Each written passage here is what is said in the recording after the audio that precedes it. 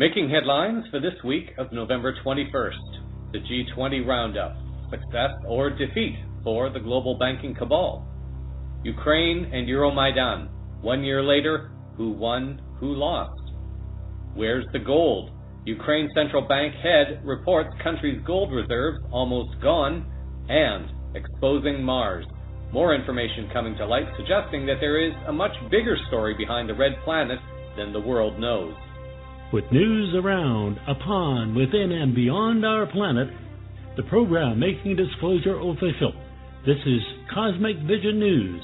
Here is Jeffrey West.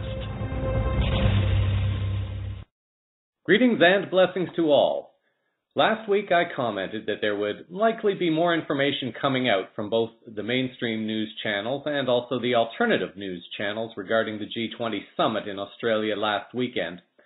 It does appear that several sources are offering various tidbits and perspectives on what took place. Immediately before the G20 summit in Brisbane, however, was the Asia-Pacific Economic Cooperation Summit attended by numerous global leaders before heading down under to Australia. An Australian Broadcasting Corporation report by Stephen McDonnell will be available in the show summary for any wishing to read that. It has been interesting to note how the media of the countries that are still led by puppets of the global banking and Zionist agendas portray their leaders.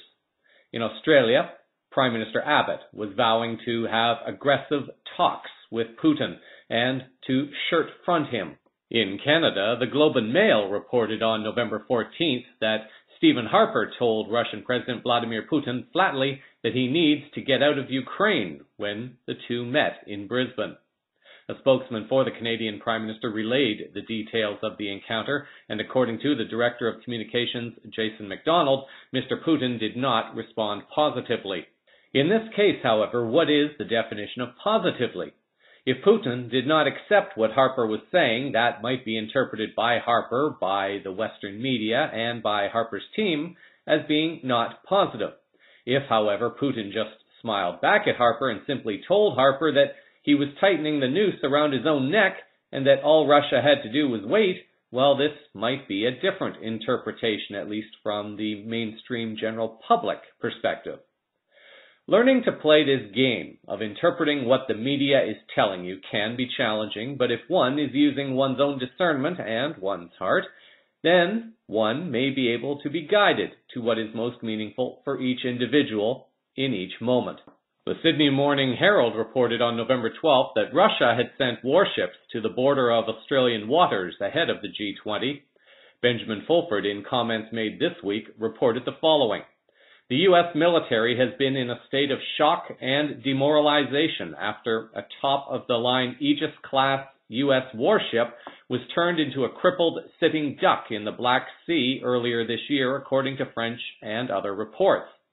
In any case, the Russians and others are saying that when the Russian Navy stationed a fleet near the G20 meeting in Australia, the Americans were too scared to send their own fleet to respond. A separate article on the VoltaireNet.com website on November the 8th had reported that the State Department acknowledged that the crew of the destroyer USS Donald Cook has been gravely demoralized ever since their vessel was flown over in the Black Sea by a Russian Sukhoi 24 fighter jet, which carried neither bombs nor missiles, but only an electronic warfare device. The simulated attack was designed to humiliate the crew, and the mission was apparently successful. The article noted that since the incident, which the Atlanticist media have carefully covered up, despite the widespread reactions sparked among defense industry experts, no U.S. ship has ever approached Russian territorial waters again. According to some specialized media, 27 sailors from the Donald Cook requested to be relieved from active service. This allegedly happened after the ship was rushed to a harbor in Romania after the alleged incident took place. Despite the public facade, what else may have been going on behind the scenes? Fulford offered his information related to the G20 as follows. The G20 meeting that just ended in Australia was a total defeat for the cabal and its agenda, multiple sources say. The cabal tried to use Ukraine as an excuse to start a war against Russia as a way to rebuild Western economies and keep itself in power. However, instead, the French, British, and Germans abandoned the cabal-controlled Americans and joined with the vast majority of the planet to support a BRICS-led initiative for a new Marshall Plan for the planet, the sources say. The attempts to inflame the sentiment for war using the Ukraine and ISIS went nowhere with most world leaders. The BRICS and APEC summits week ended up focusing on stopping tax evasion by multinational corporations and increasing resources for fighting poverty and ending environmental destruction. Again, we may never know until the truth is finally known by all. Patrick Smith, in an article posted on Salon.com on November 14th, offered a seemingly well-researched synopsis of some background information, including meetings between Obama and Chinese President Xi, deals by Russia and China, somewhat secret trips made by U.S. Secretary of State Kerry to various countries in the Middle East, the strategy with the price of oil, the dying of the economy of Ukraine, and others. Smith noted an interesting dialogue that took place in Beijing during the APEC summit. Smith reported on a curious exchange between Ken Curtis, a close observer of the international scene for decades, and Vladimir Putin. Curtis had allegedly asked Putin if Russia would provide North Korea security guarantees if it agreed to renounce nuclear weapons. Curtis probably is unaware of reports that are suggesting that North and South Korea may be reuniting. Putin was quoted as replying, "Your question is too clever. This is not the moment yet even to raise that question, let alone answer it." Often, the problem in the world is not that small countries who feel they are under siege are unwilling to change. Rather, it is the bigger countries that are all piling on like bullies in the schoolyard, and they don't know when to stop. This would seem to be a very wise response to such a question, and it also points to the character of a man and a leader who is currently being demonized by global cabal leaders and their media mouthpieces. In other geopolitical news, if there is truth to the speculation offered by Fulford that leaders at the G20 were attempting to further isolate Russia and use Ukraine and ISIS to further a fear-mongered war agenda supported by the banking cabal and Zionists, then it is worth observing what has taken place in Ukraine over the last year. First of all, the BBC has posted a very short story on the 21st of November indicating that U.S. Vice President Biden has appeared in Ukraine to mark the one-year anniversary of the Euromaidan protests and the events that led to former President Viktor Yanukovych relinquishing his position. The Western media seems pretty quiet on this meeting. A Russian news website has offered a bit more information, however. Using Google Translate, this story reports the following, and please excuse the bad grammar as this is a rough translation. According to Biden, the U.S. will continue to increase pressure on Russia if it continues its policy towards the conflict in the east of Ukraine. Russia will pay a greater price and will be isolated. At that, Biden does not rule out that if Russia will fulfill its obligations and to respect the sovereignty of Ukraine, it could begin, therefore, rational discussion about the fate of the sanctions, notes Interfax. U.S. Vice President also said that international partners will continue to provide financial support to Kiev, including the IMF, reports Reuters. According to him, the key to this includes the Ukrainian authorities to carry out reforms. The exact amount of financial aid, however, he did not name. At the same time, TASS, referring to the White House fact sheet circulated on November 21st, reported that the U.S. promised to provide additional financial assistance to Ukraine in the amount of $23 million. $20 million of that will be focused on the reform of the judicial system and law enforcement. Another $3 million will go to food rations. The translation continues. Russia has repeatedly opposed the military confrontation in the east of Ukraine. In particular, Moscow favors a comprehensive dialogue with the participation of all regions, as well as to the implementation of the agreements of Minsk in early September between the Ukrainian authorities and representatives of the self-proclaimed Luhansk and Donetsk People's Republic agreed to on the ceasefire and prisoner exchange. The Russian Foreign Ministry also said that it is not going to beg to the West to lift sanctions. Assuming the fact sheet and financial numbers are correct, how odd it would seem that $20 million should be paid for improving the legal system and the military police forces, yet only $3 million for food rations. Yet, Russia continues to send convoy after convoy after convoy of trucks with food and other supplies while not paying money to pay off judges, implement rules, and arm the police force. It was last December at the Ukraine in Washington 2013 conference when the U.S. Assistant Secretary of State for European and Eurasian Affairs, Victoria Nuland, said to this group, "Since Ukraine's independence in 1991, the United States has supported Ukrainians as they build democratic skills and institutions, as they promote civic participation and good governance, all of which are preconditions for Ukraine to achieve its European aspirations. We've invested over $5 billion to assist Ukraine in these and other goals that will ensure a secure and prosperous and democratic Ukraine."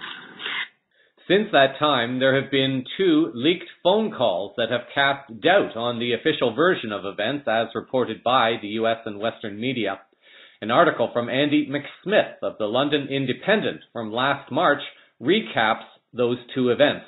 McSmith is commenting on the attention brought to Catherine Ashton, the EU High Representative on Foreign Policy, and how it negatively impacted her at that time. McSmith writes that first, there was the revelation that the policy she, Ashton, is pursuing in Ukraine, which is the EU's policy, not hers, has not got Washington's unqualified support, to put it mildly. This was made clear after somebody, possibly a Russian spook, tapped a telephone conversation between Victoria Nuland, the Assistant Secretary of State, and the U.S. Ambassador in the Ukraine, Jeffrey Pyatt, and made it available on social media. Nuland is heard laying down what Washington wants, adding that if the EU does not like it, well, fuck the EU. Days later, there was another embarrassment when a recording of another private telephone conversation was posted on Facebook.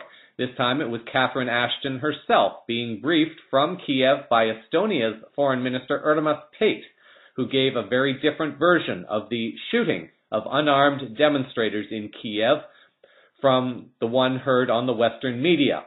Paet said that he heard that the snipers responsible for the killings were not soldiers loyal to President Yanukovych, as the Western media was proposing, but opponents seeking to hasten his overthrow by ramping up the crisis.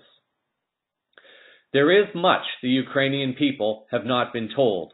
1 year after the Euromaidan protests, has anything changed? RT offers these insights.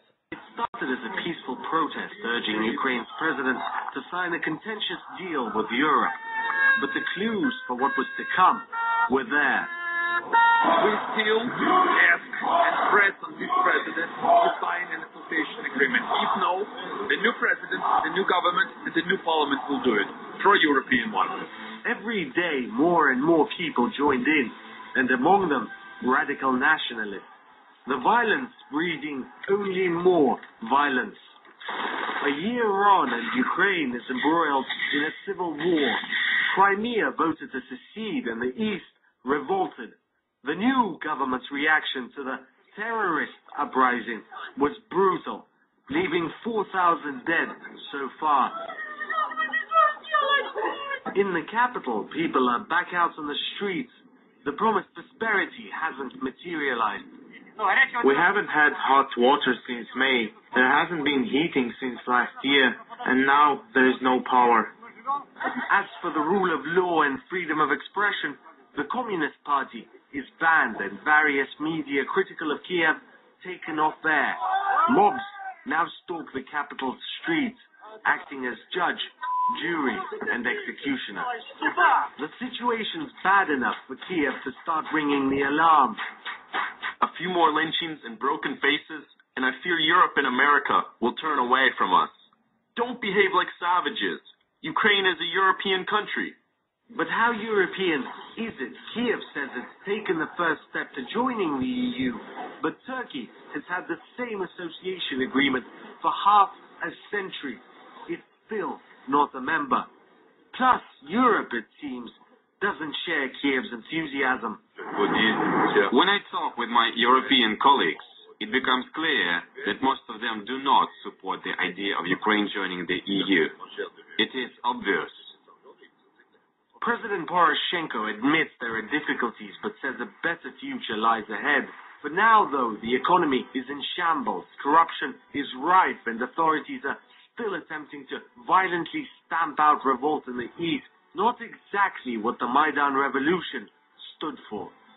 We want to be free from the politicians who work only for themselves, who are ready to shoot, to beat, to injure people just to stay in their power.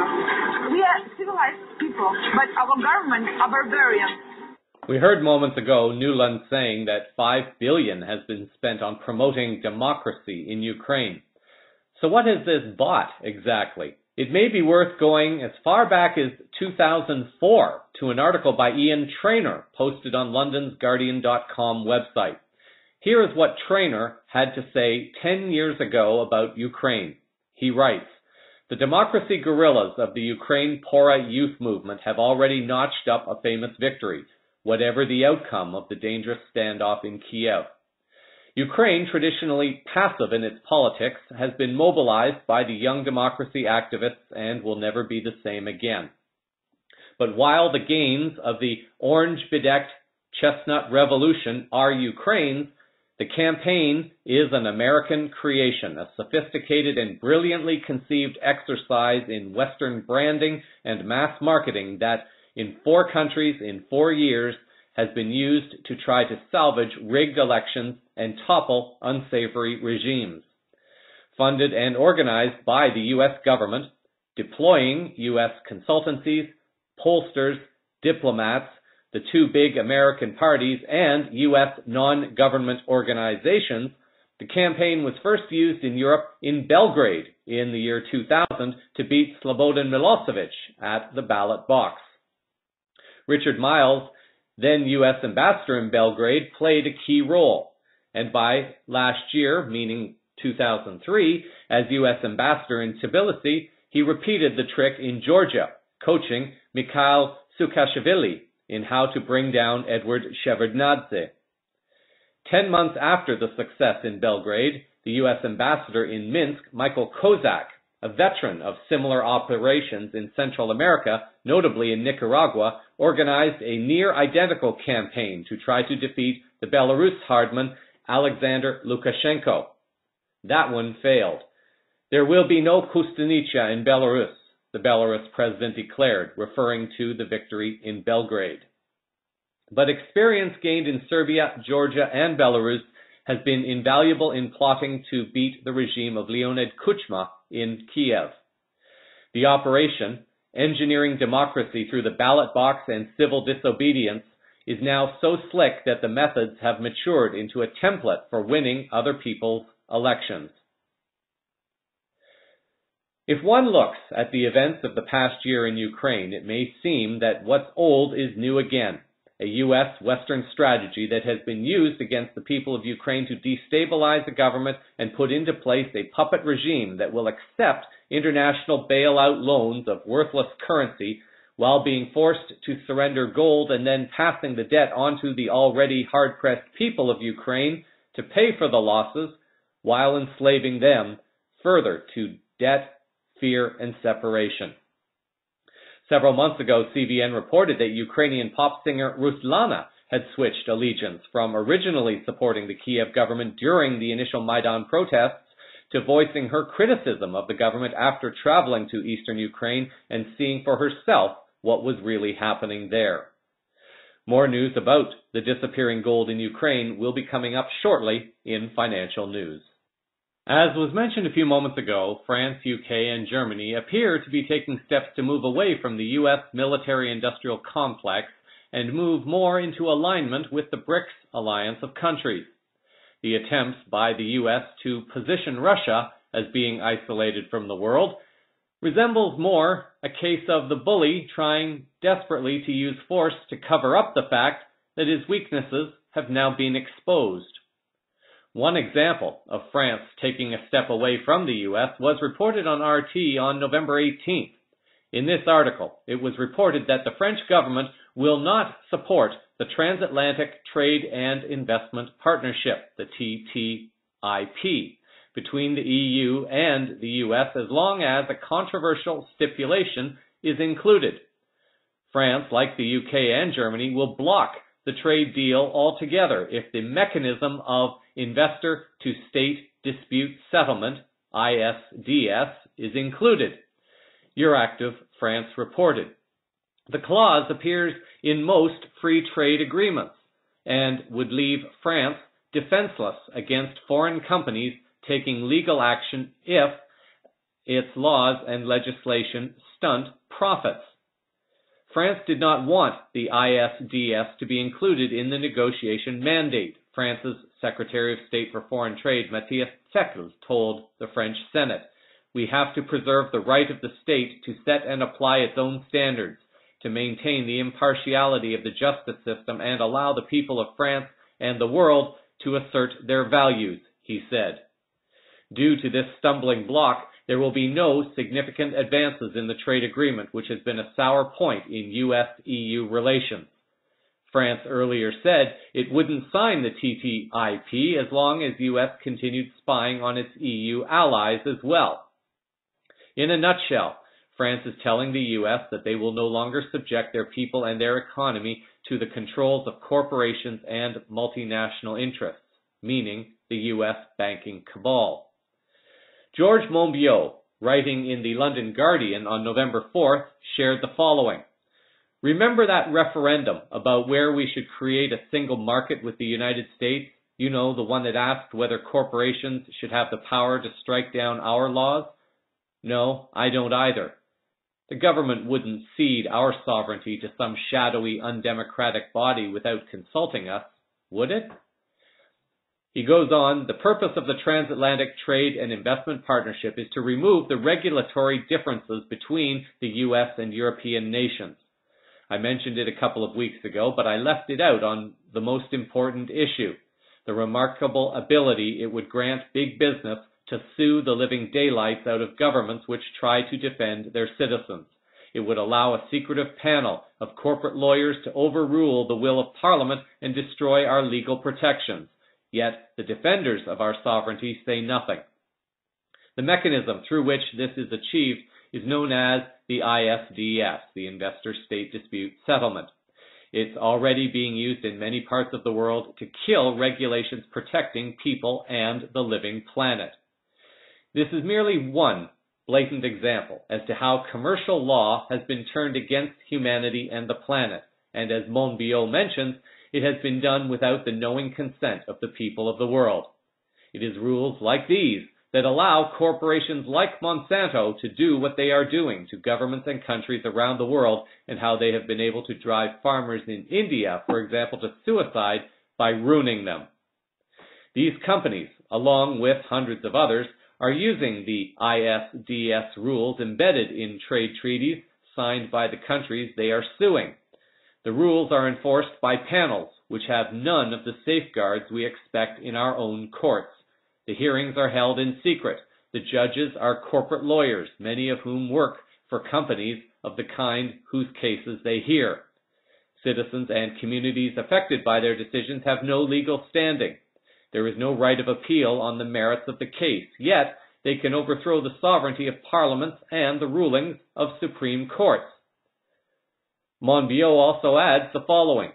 Here's what one of the judges on these tribunals says about his work. When I wake up at night and think about arbitration, it never ceases to amaze me that sovereign states have agreed to investment arbitration at all.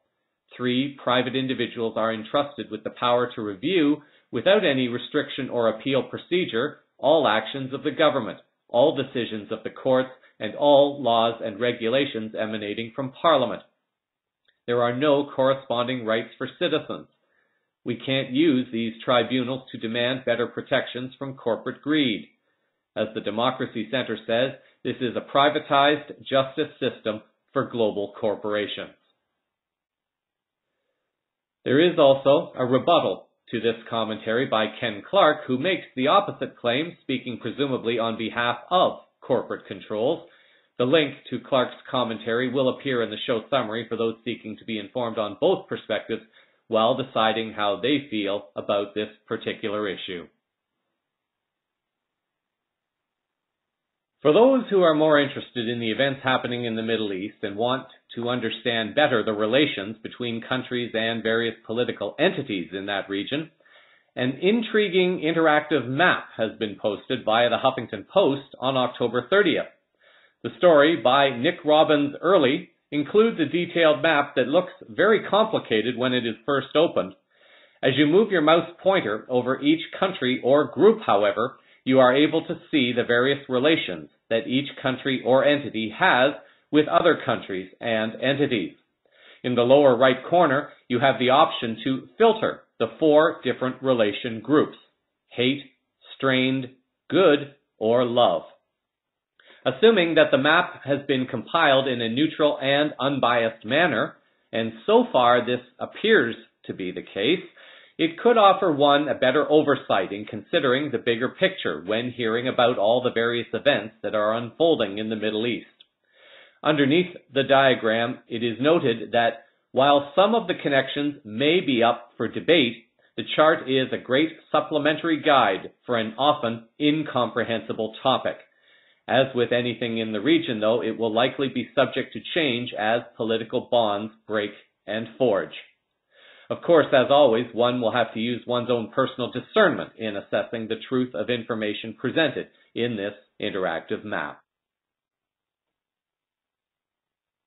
A developing story is coming out of Japan this past week.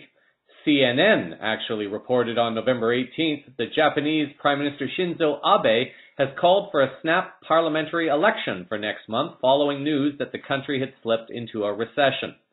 Abe also announced an 18-month delay in a controversial sales tax hike during a press conference on Tuesday. What makes this story worth keeping an eye on is the fact that there have been sources who have linked Prime Minister Abe to the global banking cabal and that Abe appears to be losing his power in Japan. Fulford, in his weekly update, had also made a comment about several global cabal puppets. This week he said that, according to the P2 Lodge, the United States is now run by 7 crime families. Of these families, it is the Bush and Cohen families that are now standing between the people of the world and freedom, according to the P2 Lodge sources.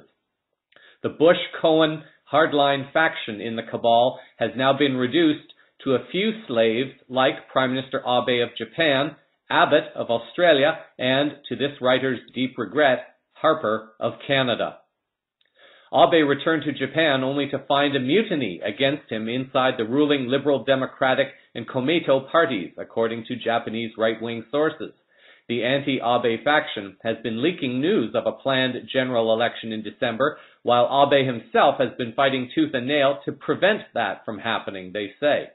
The ruling coalition is split between 2 large factions, and the pro-Abe faction is losing support fast.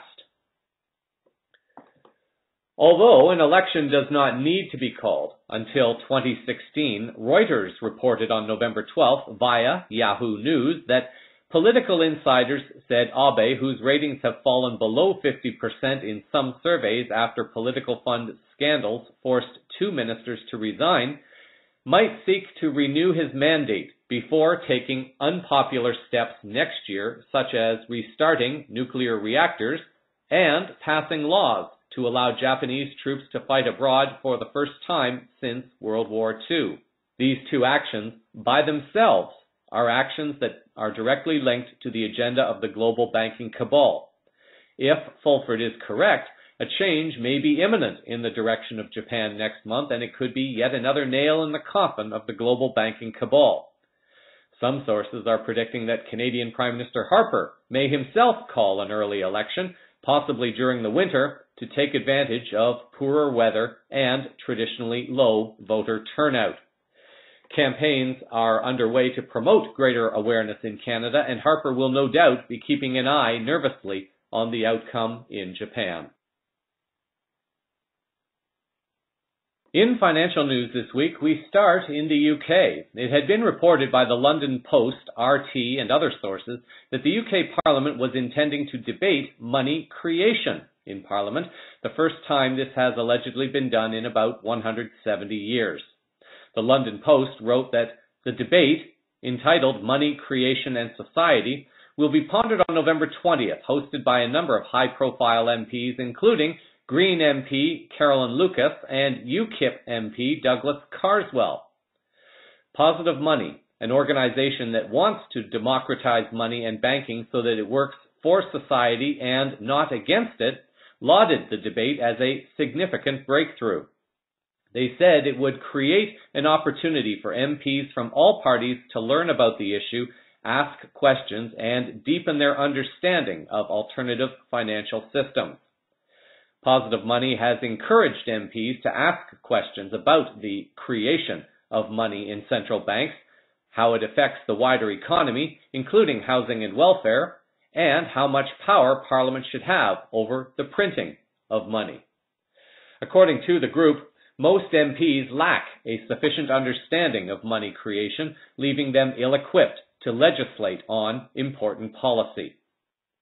RT wrote that the debate's announcement comes as the government launched a formal consultation this week over the use and benefits of alternative currencies, especially electronic money, such as Bitcoin and Litecoin.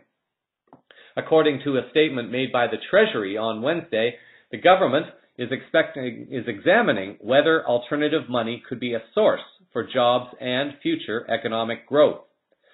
Speaking to RT, New Economics Foundation senior economist James Meadway said, "The crash of 2008 drummed home the point that we cannot just leave the institutions that look after our money to their own devices.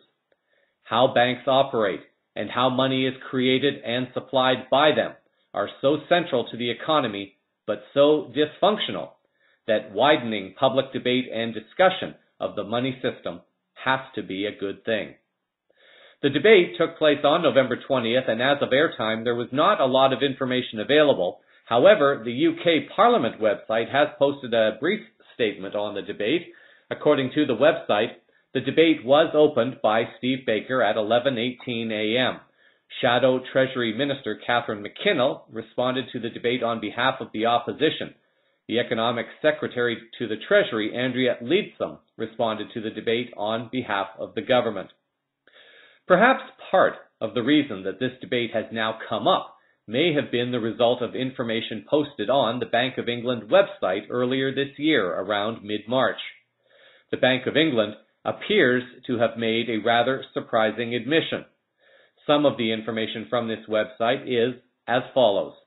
Where does money come from?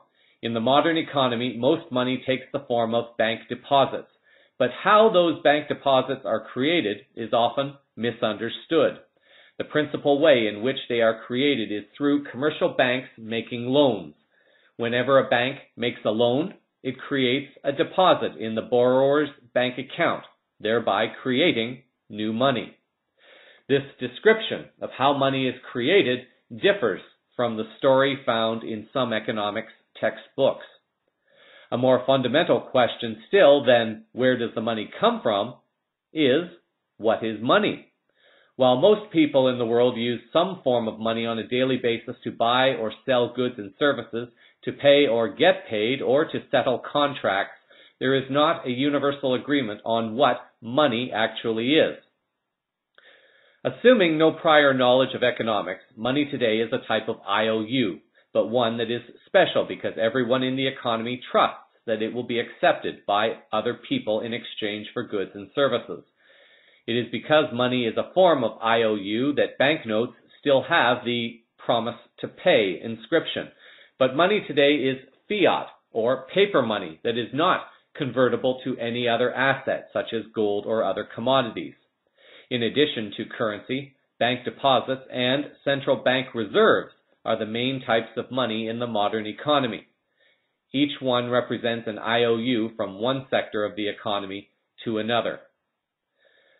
Assuming for a moment that there is truth to the story we heard earlier that the UK is one of the countries that is moving away from the US dollar and the fractional reserve system of fiat currency, then this appears to be a soft admission on the part of England's central bank to acknowledge what the old system was all about. As the weeks go on, perhaps more information about the debate will be made available. Moving over to Iran now, we may finally be starting to get a hint as to why Israel, certain groups within the U.S. government, and those aligned with the Zionist agenda may have been targeting Iran and trying to start a war with this country. An article appearing on RT.com on November 17th has reported that Iran has opened a new gold processing plant, reportedly the biggest in the Middle East, hoping to double its production of precious metals. Using a unique technology, Tehran says it will now mine up to 3 tons of gold per year. The article goes on to add that the new facility is located near one of the country's richest mines, Zare Sharan. It is located 35 kilometers from the city of Taqab in northwest Iran, in an area where gold, silver, and mercury are extracted. The gold ore reserves of the Zare Sharan mine are estimated at 20 million tons. According to authorities, the plant's production can reach 3 tons of gold per year and thus can double the total of Iran's gold production. Just how much is 3 tons of gold worth? If we take 3 metric tons and convert that to U.S. ounces, assuming that metric ton was used as the original unit of measurement, if we convert that to U.S. ounces, it comes to 105,822 U.S. ounces approximately. Given the current price of gold, which is around $1,200 US per ounce, this is a total of around 126,987,000 plus or minus. The global banking cabal, currently on the very short end of having access to gold reserves, stands to lose a lot of money to fund black budget projects as the gold standard becomes the basis for the new economic paradigm, and as the price goes up, as some sources claim it will. If the reserves estimate of 20 tons is accurate, at the current price, that gold would be worth almost $847 million. CVN has reported in the weeks past about how the global banking cabal was attempting to use the threat of a global Ebola pandemic to get troops on the ground in certain countries on the African continent that are rich in resources and minerals such as oil, gold, and diamonds. Have you noticed that Ebola isn't making the glaring headlines anymore? Like all the previous attempts to scare the world into receiving dangerous vaccines and cover the effect of mineral and gold theft in various countries, the consciousness of humans worldwide are just not buying into the game any longer, and the game ends up fading away.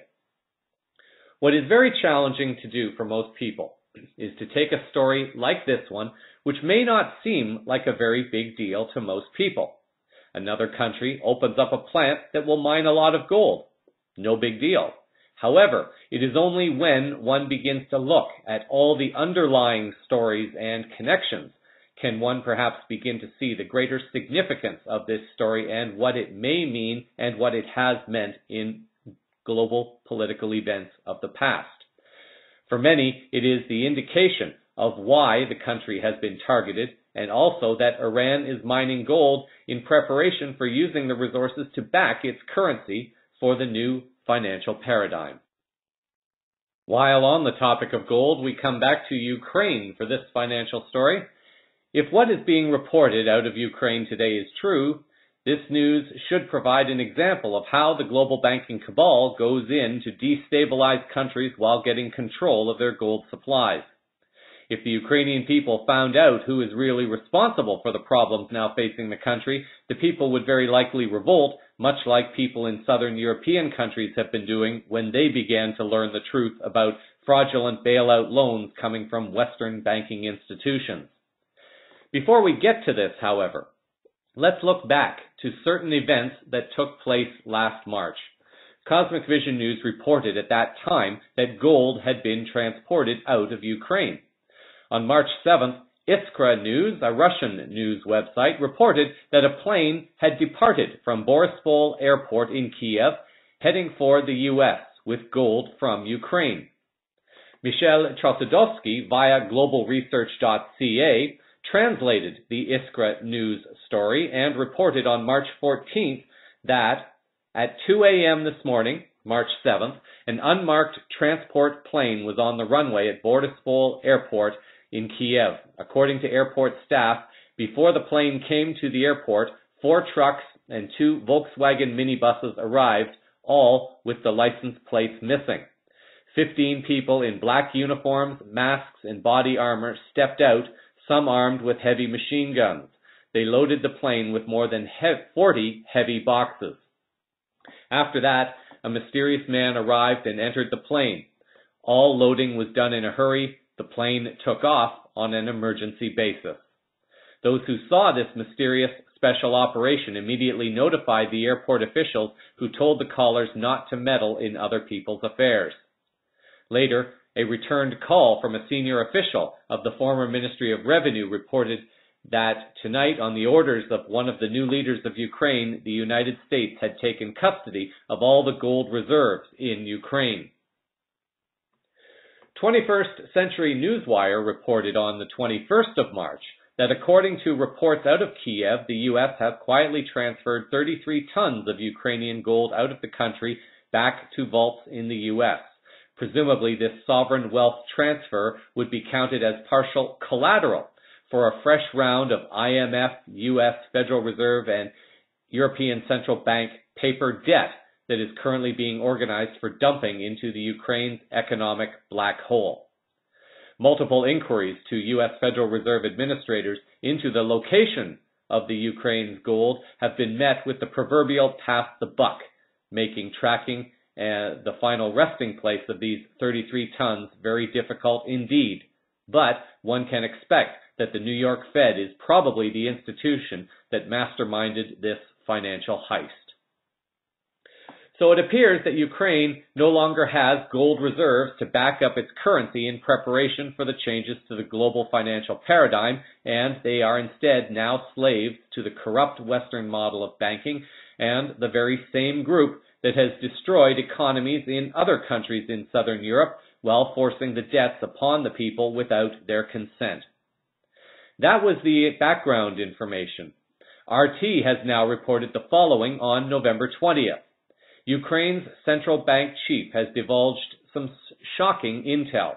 Its gold stockpile has reached a new level, almost zero. Since the beginning of the year, gold reserves have dropped nearly 16-fold, which begs the question, where did it all go? Official statistics of the National Bank show that the amount of gold in the vaults drastically fell, and it is unclear where it went.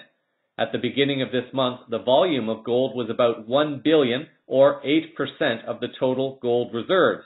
The head of Ukraine's National Bank, Valeria Gontareva, said in an interview with Ukraine's Kharkiv TV. As of November 1st, the latest available data, foreign currency reserves stood at 12.6 billion, which puts Ukraine's national gold stockpile at just 123.6 million, according to Zero Hedge. However, this figure contradicts the 988.7 million, which is the level of gold where it should be at if the ratio of gold to total reserves was really 8%. In February, before then-President Viktor Yanukovych was toppled, gold reserves stood at about 21 tons, according to then-Chairman of the National Bank of Ukraine, Sergei Arbuzov. There has been some speculation, and this was noted in the article, that the Ukraine shifted its gold reserves to the U.S. after Ukraine Prime Minister Arseniy Yatsenyuk was in the U.S. for meetings with officials, including Obama. The article states that the International Monetary Fund, IMF, as stating that in October, the Ukraine National Bank was forced to sell $874 million worth of gold to pay for domestic and foreign public debts. Keep in mind that this is precious metal which has an actual value being used to pay off significant debt that was only created out of thin air. The article goes on to say that in May, the previous bank head, Stepan Kubiv, said that Ukraine planned to use part of its first tranche of International Monetary Fund loans to boost gold and currency reserves to stabilize the ailing currency, the hryvnia. Now, if you were paying attention there, its gold disappears, it's being given a loan created out of thin air, and the country would be using that money to buy back the gold that was taken from it in the first place. The IMF, which has denied Ukraine loans before due to corruption, in April pledged $17 billion over 2 years to help the country trying to closer align itself with Europe and not Russia. The bank stopped supporting the currency in mid-November when it fell to complete freefall. The hryvnia has lost 50% of its value against the dollar since the beginning of the year. The devaluation of the hryvnia is now 100%. At the last minute, businesses began to panic. Even after the devaluation of 50%, which began in July, we were able to stabilize the situation, but then the war started, Gontareva said. Ukraine's economy has spun out of control since revolution and war gripped the country. The new government is facing rock-bottom reserves, sky-high inflation, contracting growth, natural gas shortages, and a looming default on debts. The article has stated, comments made by the previous bank head from last May. Note that the comments stated that the intention was that Ukraine was going to use the gold to stabilize its currency, meaning prepare for the introduction of the gold standard for global currencies. Notice also that the article said previous bank head. It would appear that the head of the Ukraine National Bank was removed from his position for attempting to prepare Ukraine for introducing the gold standard. Whoever replaced him appears to have sold Ukraine's gold reserves and may also have moved gold reserves outside of Ukraine and possibly into the control of the global banking cabal. Just as in Africa, where the Ebola crisis was the excuse given so that military troops could be sent into countries where there was high gold and diamond reserves, Ukraine also appears to now be a victim of theft of its gold reserves, and the people of the country are suffering from revolution and war created for unlawful and criminal reasons. So 1 year after the Euromaidan protests, when the people tried to peacefully bring change to their country, the country has now had almost everything meaningful taken away from the people.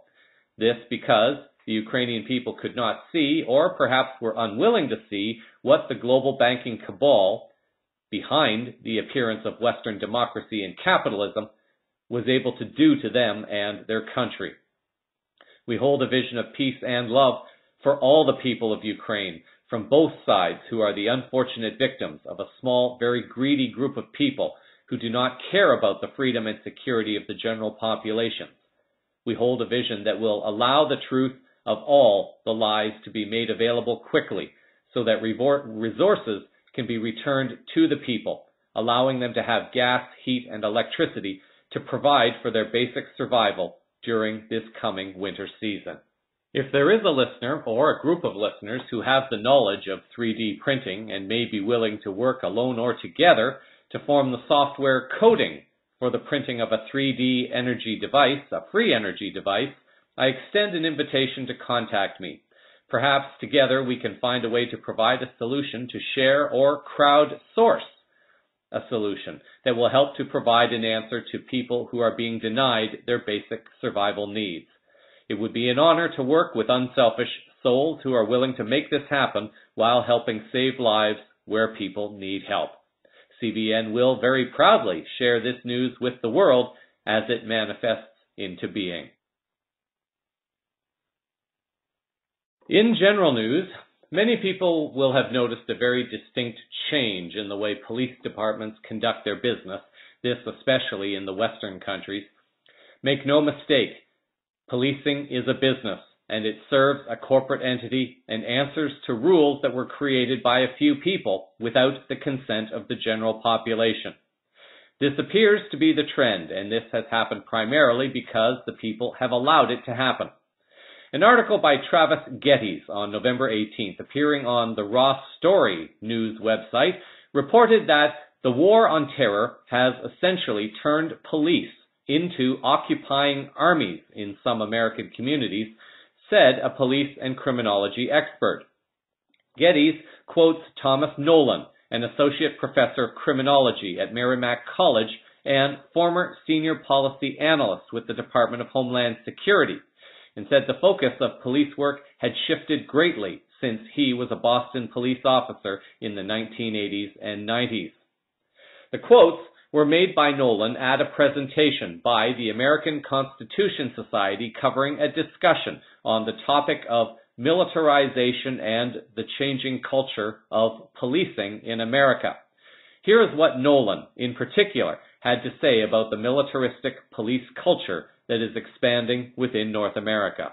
I thought about Ronald's point and the deployment of SWAT teams strictly in communities of color. And I go back to my experience as a Boston police officer, and I was on the first SWAT team in 1979, and the first active deployments of SWAT, and both of those 2 times SWAT teams were deployed in 1979, and at the time, this was an extremely rare occurrence. It was an anomaly, and I think not coincidentally, after hearing Ronald's comment was that both of these deployments were in communities of color. And at the time, this was something that was so rare and so infrequent that it would be the lead, and was the lead story on the 6 o'clock news. It would be on the front page of the newspaper that there was a SWAT deployment in this area. And in fact, I remember discharging a tear gas weapon into a home. But in those situations, they weren't the execution of drug warrants. These were barricaded suspects. In fact, in one of them, the suspect had barricaded himself in a home and had shot in the chest the second highest ranking superintendent-in-chief of the Boston Police Department at the time. I say that in moving forward to community policing principles that we embraced in the late 1980s and early 1990s, endorsed and privileged very strong connection with communities and partnerships to solve problems and prevention. And I remember it being drilled into me as a police officer, as a sergeant, and then a lieutenant: partnership, problem-solving, prevention, the 3 Ps. And this was something that we were trained very heavily in, forming alliances with the communities that we policed, going out and meeting people in the communities and forging relationships that you didn't see, for example, present in Ferguson, Missouri. But those relationships we did forge. And then in the early 2000s, particularly after 9/11, we saw a paradigm shift from community policing and problem-oriented principles to the war on terror. And we became Homeland Security Police. And we're the Homeland Security Police now. And I think what has happened as a direct result of that is that those relationships that we forged and worked so hard to attain and to maintain in the late 1980s and early 1990s began to erode, because the police were seen, particularly in communities of color, as an army of occupation. If you dress police officers up as soldiers and you put them in military vehicles and you give them military weapons, they adopt a warrior mentality. And we fight wars against enemies. And the enemies are the people who live in our cities, particularly in communities of color. So what we see now, and I live in a community, in a neighborhood in Boston that's the most diverse neighborhood in the city. And I walk my dog in the park, and I see the police conducting themselves in a highly militaristic fashion on routine patrol activities. And I know that's what they're doing because I come from that world. What I experience and what people in the street experience is a palpable, tangible sense of fear. And that is that we are unsafe. If the police need semi-automatic rifles to protect us and to keep us safe, I can infer that we are, in fact, not safe, that we are in danger, and that we are always and already at peril. And I think that's the unfortunate result of our failing to object if we knew that the police were engaging in this militaristic activity and the acquisition of these weapons. We weren't included in the discussion. We didn't know anything about it, and I think Ferguson, as Kara brought that into the glare of the public spotlight. And I think certainly my experience in the aftermath of the Boston Marathon bombing, which is a very touchy subject for Bostonians and people who come from Boston. But what we saw in that aftermath was the unilateral suspension of the United States Constitution, and particularly the Fourth Amendment. And we saw, for the first time that I recall in the United States of America, house-to-house searches. And what I said to some colleagues of mine who work in the news media, that when we fail to object to what's going on now, and we did, we forfeit our right to do so in the future, and we have. So I think it's important that we have this discussion here today and I celebrate the fact that the Congressman has brought us together to discuss these very important issues. When the confidence of local police departments has been lost and the public no longer feels safe by those who were supposedly hired to protect them, it becomes the responsibility of community members to look after themselves and look after each other. This also is a step that a community can take to look after its own needs and security without having to be subjected to external forces that are corrupting the safety of communities. One group, peacekeeper.org, has taken a step in trying to help individuals and communities look after themselves and each other. The Peacekeeper app is a state-of-the-art emergency response system that allows private individuals to easily send, receive, and respond to emergency alerts. With Peacekeeper, you and your loved ones can get the help they need when seconds count the most. The Peacekeeper app is geared towards neighbors, which optimizes response time and personal incentives. Alerts contain detailed information about the type of emergency, so that responders will know immediately where to find you, what to expect. They can even communicate in real time via the built-in chat feature, and can often be at your home within minutes or even seconds. Peacekeeper is dedicated to bringing you the most advanced tools and communication methods available. Please support the cause and become a force for good in your neighborhood. According to the website, the objectives of the group are to maximize protection within our communities, offer our people total protection independence, and to cultivate benevolence within our communities. The group has 4 pillars that they claim are essential in being able to meet their objectives. These 4 pillars are to develop tools and systems for optimizing emergency response, establish peacekeeper tribes across the globe, distribute and facilitate training and education, and 4th, to foster trust and goodwill among the community. Protecting each other is merely a short-term goal, as ultimately it is the responsibility of each community to take the necessary steps to hold the police departments accountable to their actions of misconduct while acting to serve commercial rules and commercial law. Ultimately, the goal is to raise the consciousness of all communities so that people will feel safe and also feel willing to serve and share with everyone in the communities so they can look after and provide for all the needs on their own without external corporate influence or control. The Peacekeeper app may be one tool that can help communities regain a sense of security while helping them move forward in service towards self-sustainability. This next story might fall under the heading of, you know you're doing something right as a leader when. It is close to 2 years now, perhaps a little more, when CVN first reported the story of Uruguayan President José Mujica.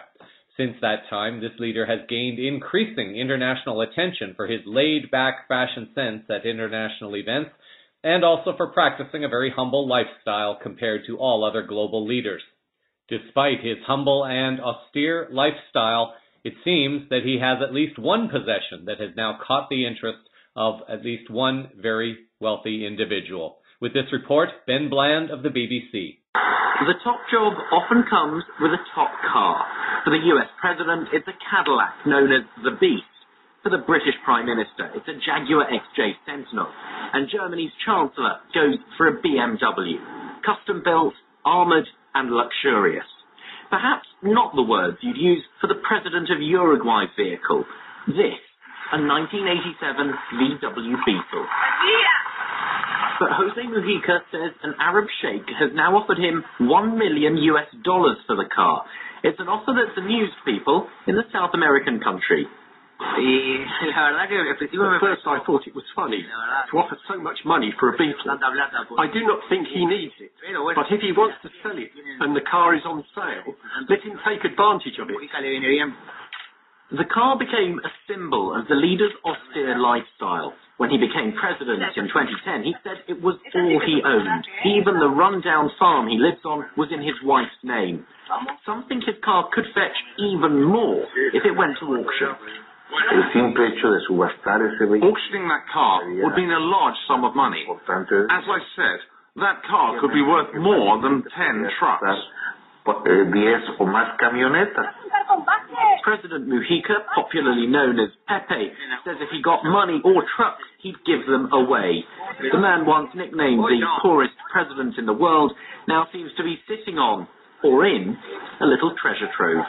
Ben Bland, BBC News. Very few leaders are prepared and willing to take the kind of risks that Mujica takes. The likely reason for this is that no one would ever really consider making Mujica a target because they would know that he has very little, if anything, that would be of interest. On the other hand, leaders who have a reputation for creating policies that hurt humanity in the world and those who have benefited on extraordinary levels from the tax-paid perks of their positions know that they would very likely be a target and are therefore willing to spend millions of dollars more in taxpayer money to pay for their own private security.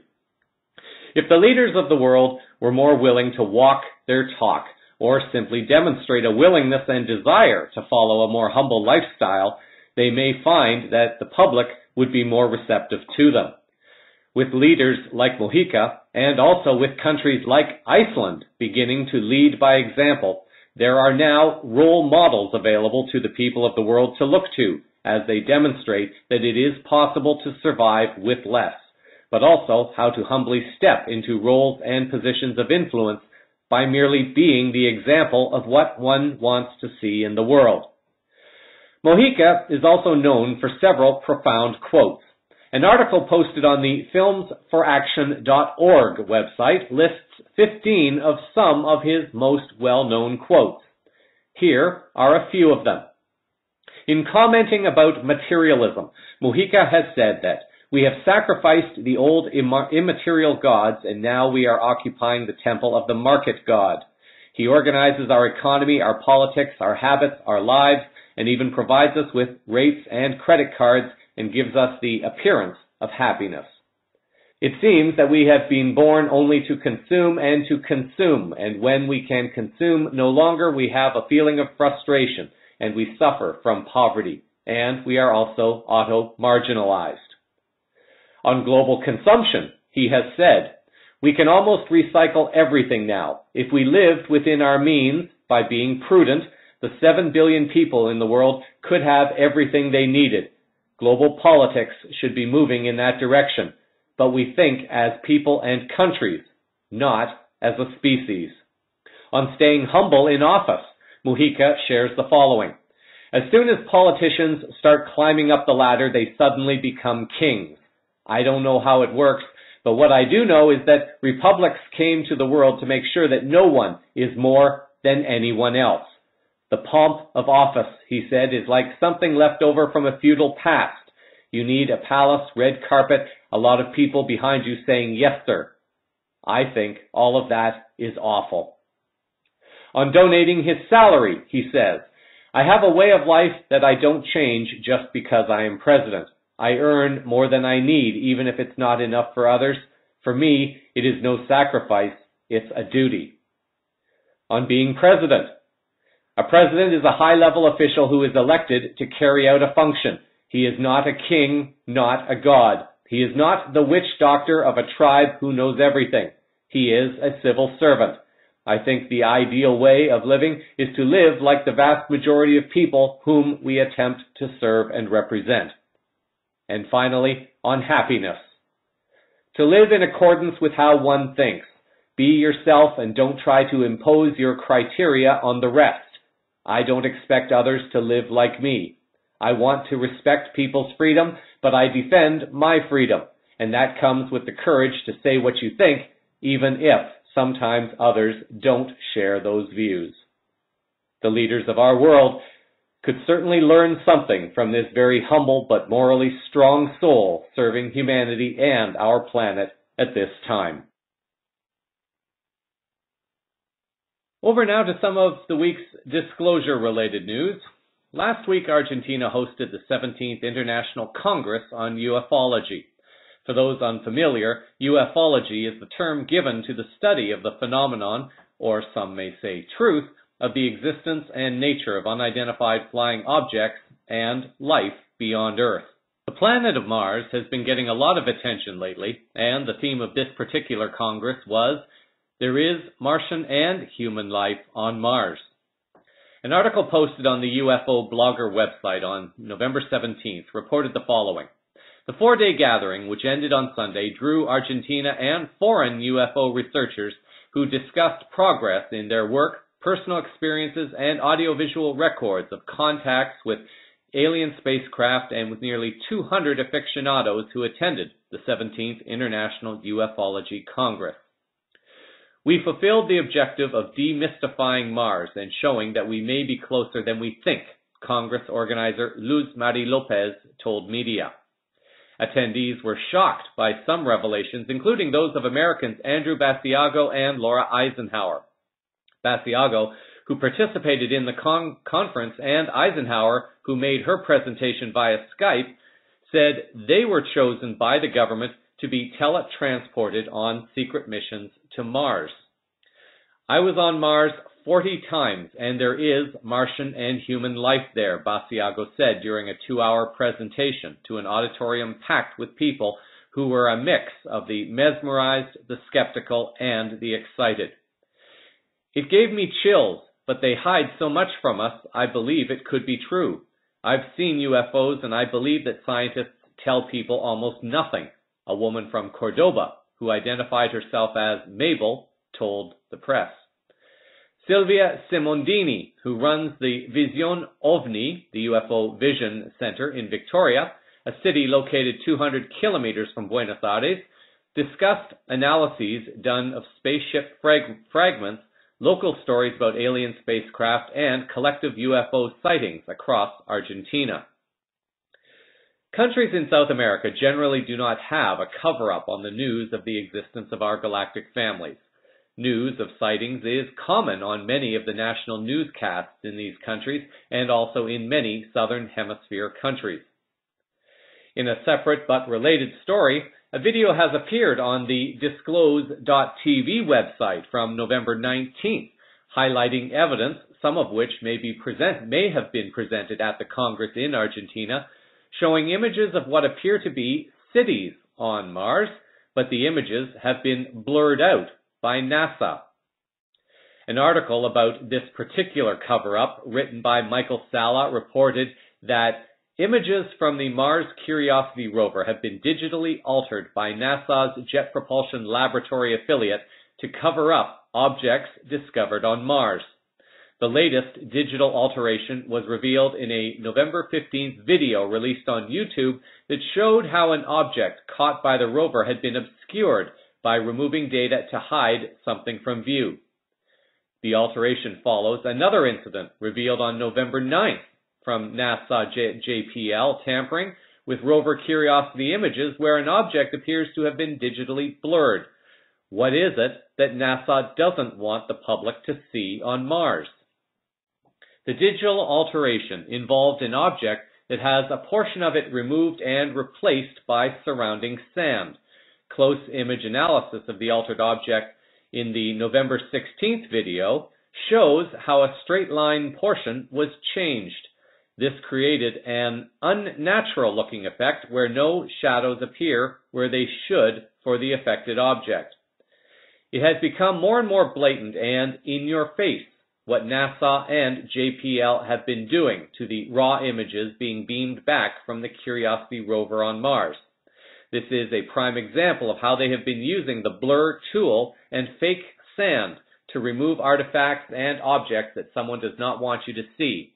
Whoever worked on this one over at JPL needs to be fired. They did a horrible job with the blending of the fake sand.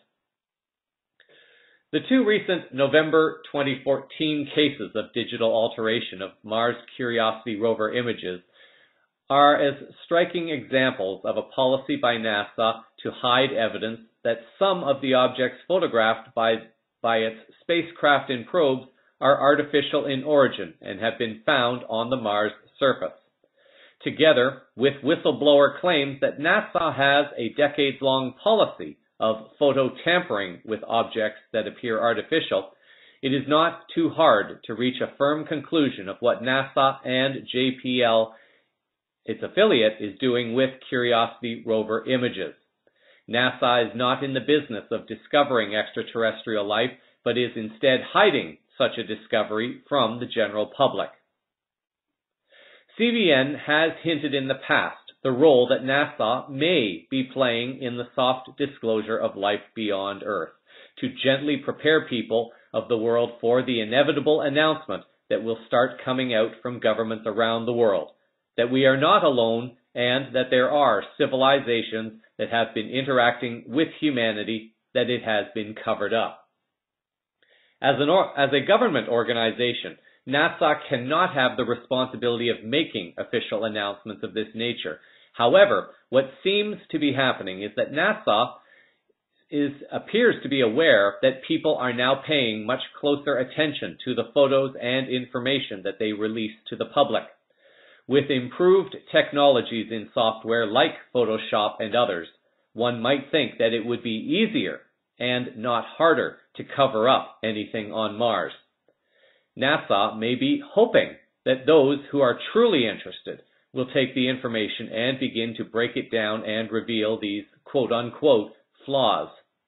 This would ensure a slower but more definite flow of information to circles of people worldwide that will lessen the possibility of chaos once that official announcement comes to the world.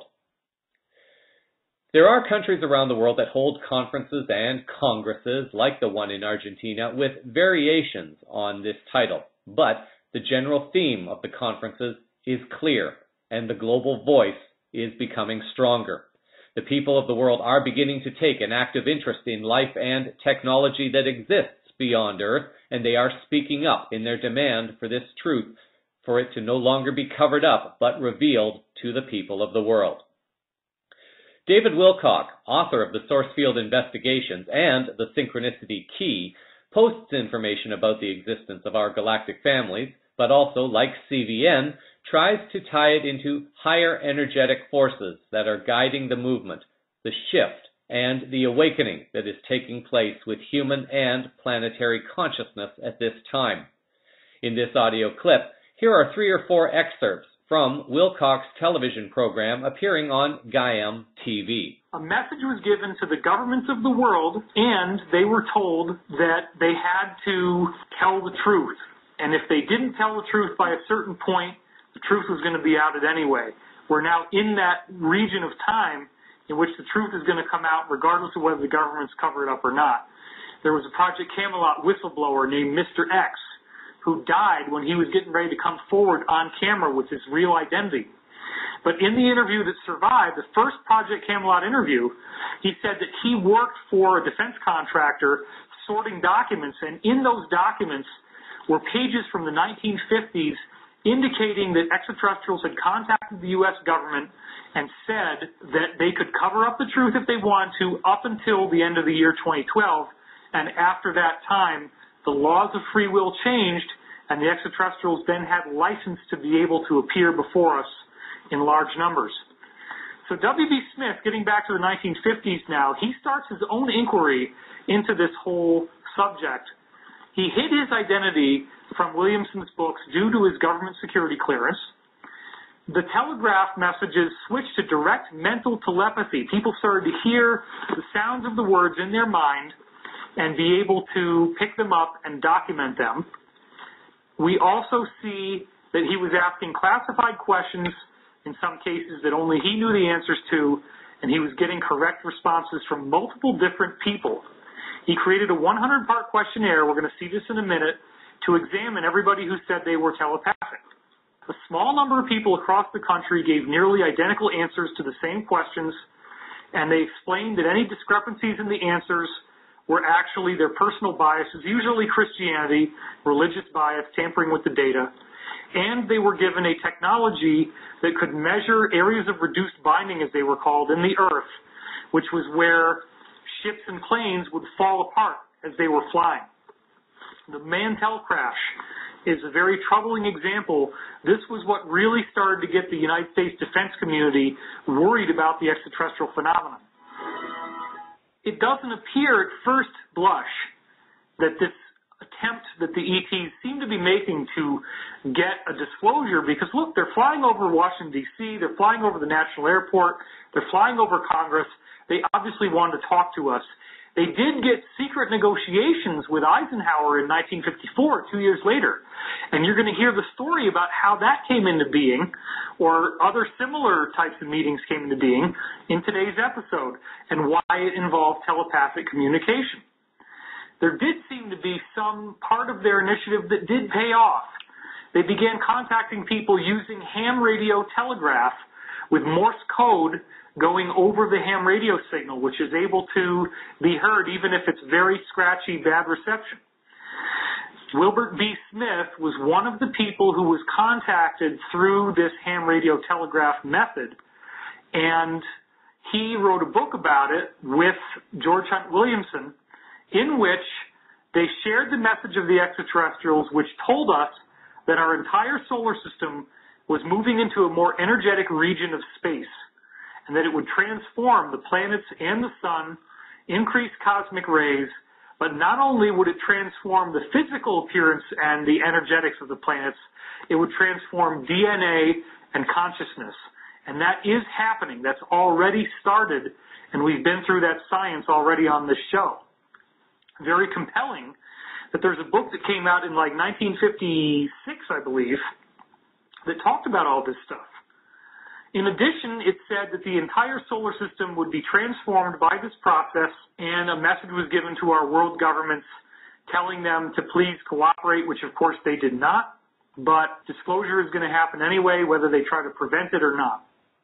The end of the big 25,000-year cycle that I've been talking to you about in so many episodes, that comes right around 2012, 2013, which we're in now at the time of this taping.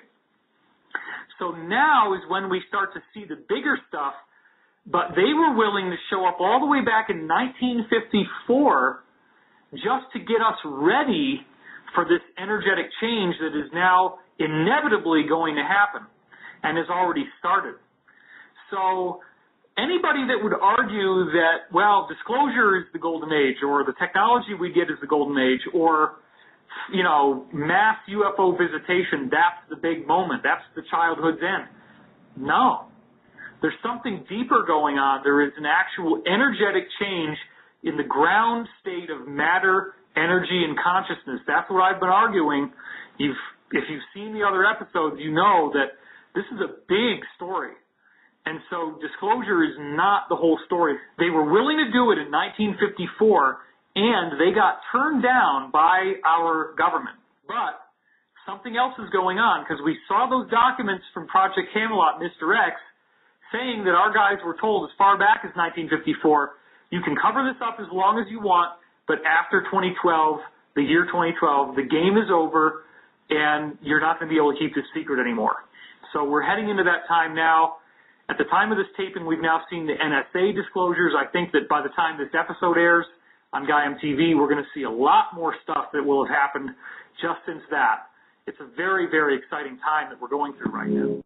As regular CVN listeners know, learning about the bigger picture, although mind-blowing to many, is still only a small part of it all, as Wilcock also noted. This bigger picture relates to the truth about the individuals and groups that have been lying and committing crimes to keep humanity asleep, in debt, in fear, and in separation, while their corporations destroy our planet for profit, power, and greed. Then comes the bigger picture. As humanity awakens to the truth of what has been kept hidden from them, we as a species can begin moving forward to explore the nature, purpose, and meaning of the human and life journey upon Earth at this time. This is a journey that is both scientific and spiritual in nature, and each soul has a uniquely different, yet equally beautiful role to play in the unfolding of that which is now beginning to be revealed to humanity.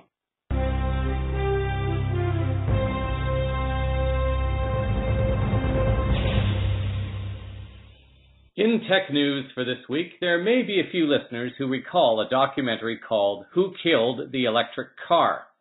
In the mid-1990s, electric cars began appearing in California, but one company is alleged to have been among the leaders in causing the demise of electric vehicles from becoming more popular.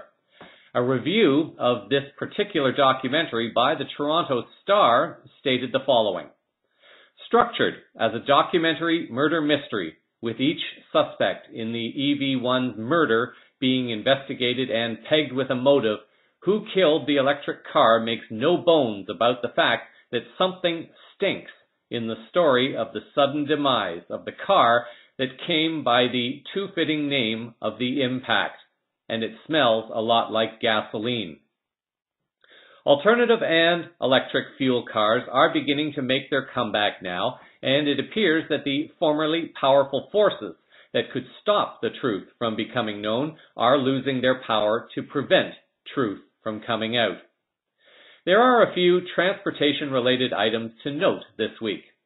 CVN reported back in September that a salt-water-powered car manufactured by Tesla had been given European approval.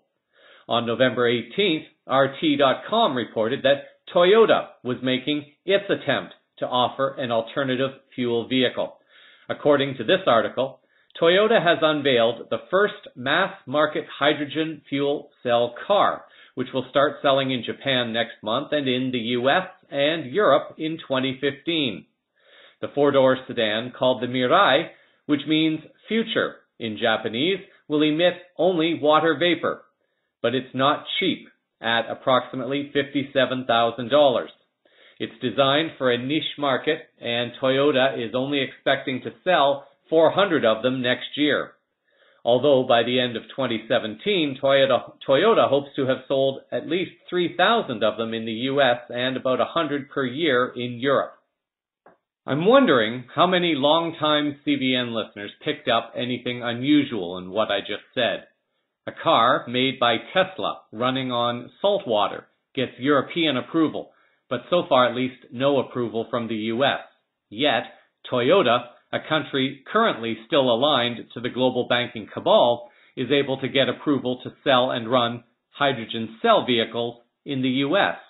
Of course, salt water is so plentiful and cannot be controlled, so it would not receive the necessary approval. By contrast, there is much more to the hydrogen cell technology that can still be controlled and manipulated by individuals and companies having ties to big oil. This technology is harder for people to do on their own, and therefore they would still be dependent upon corporations to provide the technology and the infrastructure, such as fueling stations, and thus this provides a margin for continued profit and control. A statement from Toyota appearing in the RT article reported that Mirai symbolizes two major innovations. First, this is an innovative way to solve global environmental and energy problems, and second, this innovation will help usher in a hydrogen-based society.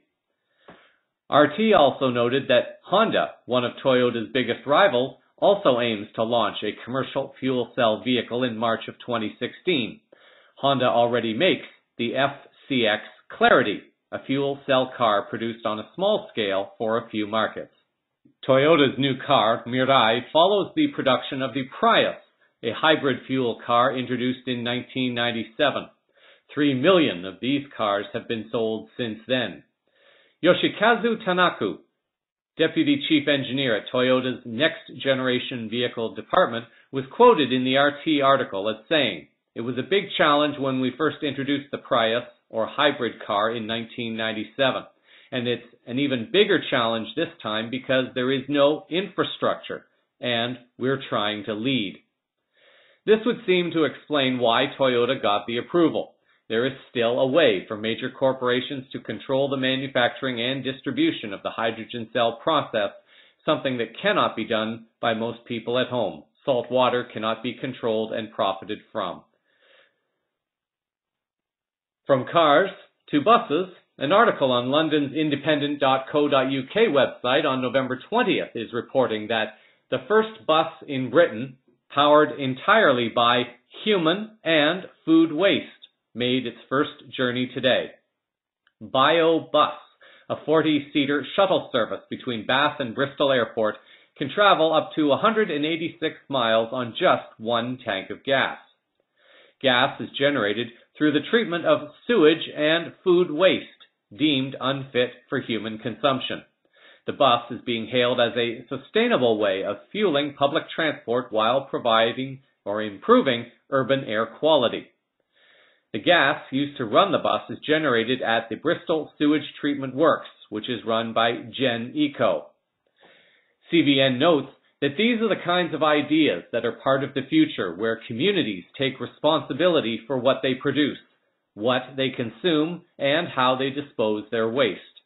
The article notes that Mohammed Sadiq, general manager of Gen Eco, believes treating the food and sewage waste can produce enough biomethane to provide a significant supply of gas to the national gas network, capable of powering almost 8,500 homes, as well as fueling the BioBus. Gas-powered vehicles have an important role to play in improving air quality in UK cities, but the BioBus goes further than that and is actually powered by people living in the local area, including quite possibly those on the bus itself. Moving from vehicles currently on the road to a concept vehicle of the future, an article by Gabriel Brindusescu on the autoevolution.com website reported a few months ago on another new car with a more unusual design, that of a 100% geodesic framework. This article starts out by explaining that most cars today are a unibody design, and although there are advantages to this, it becomes very problematic if you want a lightweight car. Since the skeleton of the car is ugly by the standards of most people, the body panels, which add weight, are designed to make a vehicle more appealing. Brindusescu writes that since electric vehicles and hybrids need to be efficient with their juice, a good way to do that is to make them as lightweight as possible. And here comes the geodesic structure that the EXO uses here. The term geodesic is the equivalent of using straight lines to create curved spaces. It's a term coming from geodesy, which is the science of measuring the size and shape of Earth. In its original sense, the geodesic design is the shortest route between 2 points on the surface of the planet.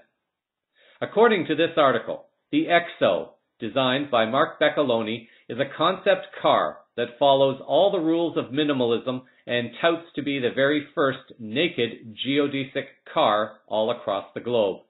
The amazingly stylish coupe has all the safety features, ensuring a trouble-free ride. The advantage is that the geodesic structure can provide both strength and a cool shape to an object. For vehicles, a geodesic construction will cut the necessity of using body panels to mask off the skeleton, thus greatly reducing the weight. For any who may be concerned about safety being compromised in a small vehicle, a separate article on designbuzz.com noted the following.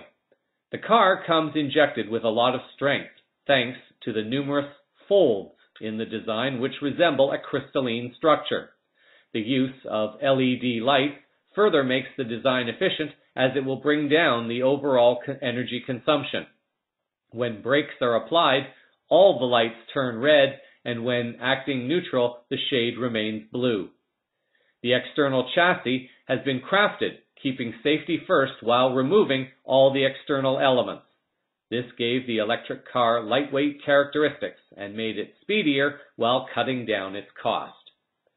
Mauro Fragiota and Mark Beccaloni are the designers of the concept vehicle, and Brindisescu's article closes by noting that the EXO is currently in its project phase, and all what we can get from the two talented designers are these renderings and a video to show the concept's features.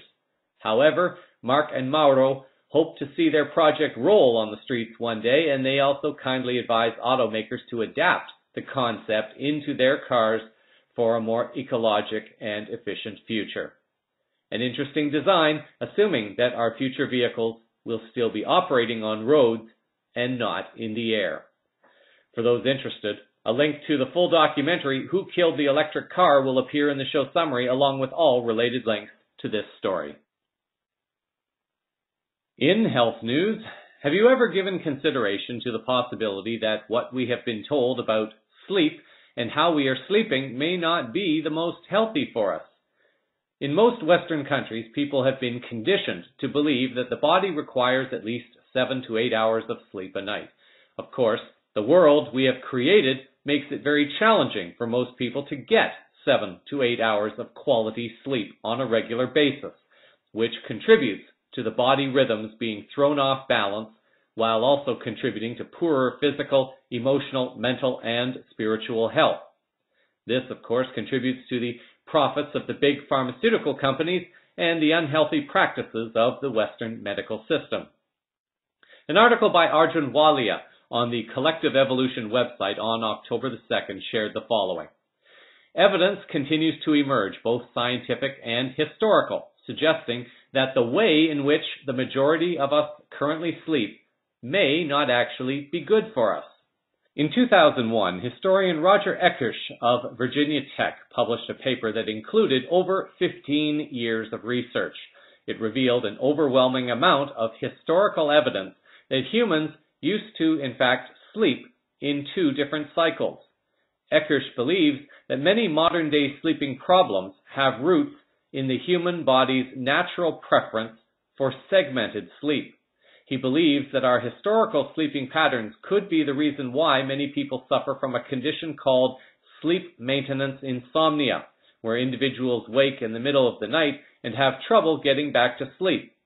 This type of condition first appeared at the end of the 19th century, approximately the same time segmented sleep began to die off. The article notes that Eckersh's research found that we didn't always sleep for an average of 8 hours straight. Instead, we would sleep in 2 shorter periods throughout the night. All sleep would occur within a 12-hour time frame that started with 3 or 4 hours of sleep, followed by being awake for 3 hours or so, and then sleeping again until the morning. There was also some research done in the early 1990s by psychiatrist Thomas Verre. He conducted an experiment where 14 people were put into complete darkness for 14 hours a day for an entire month. By the 4th week, the participants were able to settle into a very distinct sleeping pattern. The pattern was the same as Eckersh suggested of how we were meant to sleep. The subjects slept for approximately 4 hours, woke for another few, and then went back to sleep until morning. Even the BBC picked up on Verre's sleep study back in 2012. Stephanie Hegarty reported in this article that those sleep scientists were impressed by the study. Among the general public, the idea that we must sleep for 8 consecutive hours persists. Hegarty also writes that Eckersh found that references to the first and second sleep cycles started to disappear during the late 17th century. This started among the urban upper classes in Northern Europe, and over the course of the next 200 years filtered down to the rest of Western society. By the 1920s, the idea of a first and second sleep had receded entirely from our social consciousness. As mentioned at the beginning of this story, the medical profession will not acknowledge truth because the job of the medical profession is to treat illness and not to assess symptoms, preventing the body's natural desire to heal itself.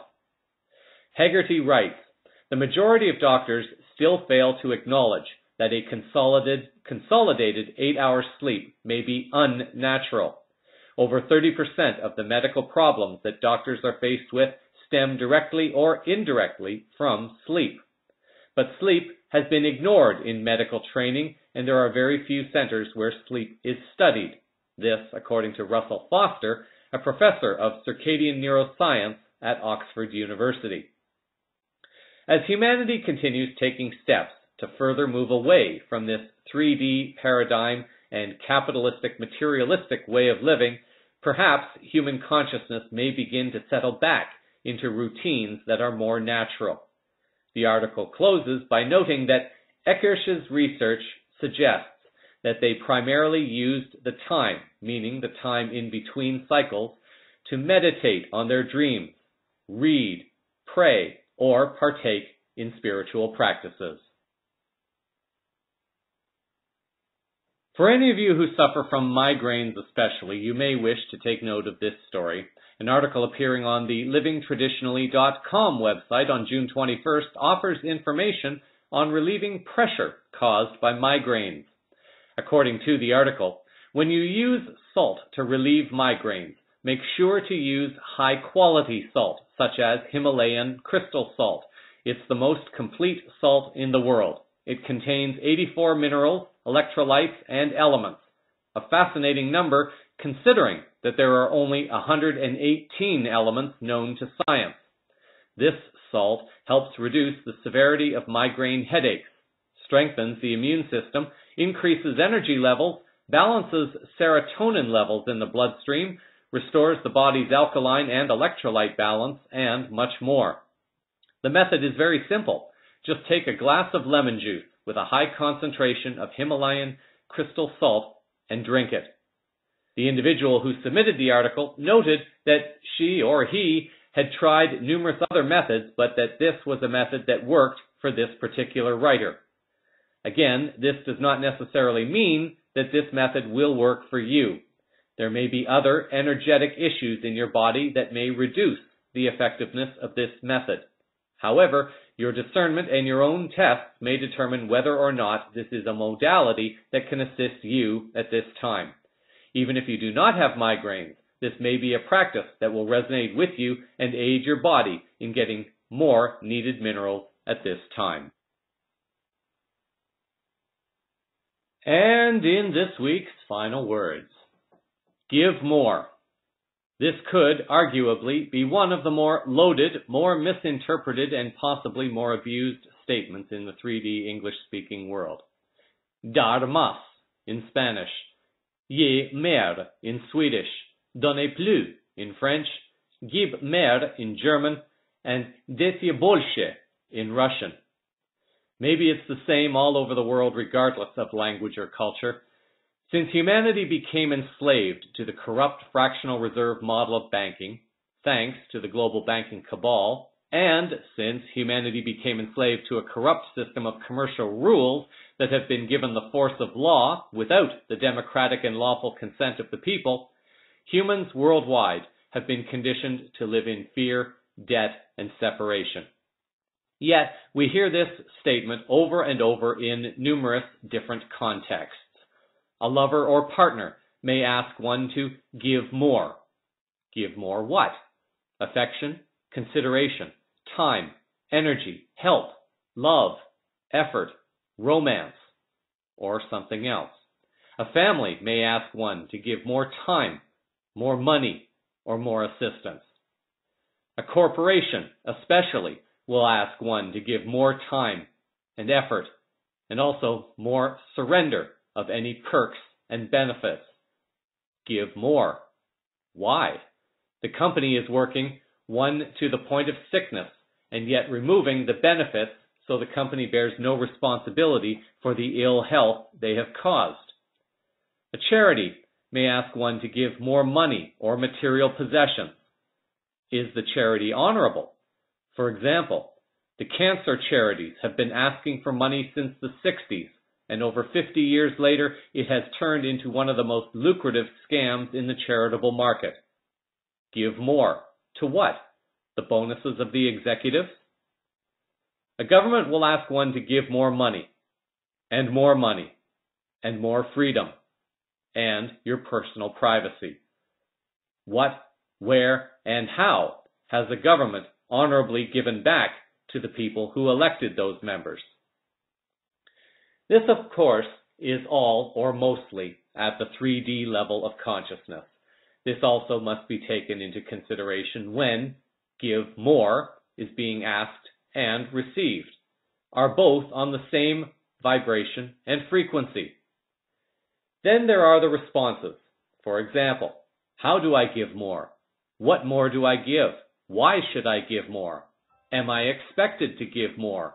Are you giving more? Where can one give more? When does one give more?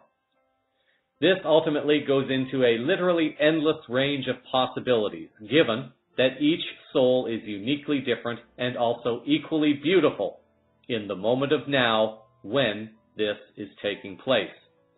One's asking and one's interpretation when asked will depend upon the entire life path experiences of all involved up to that moment.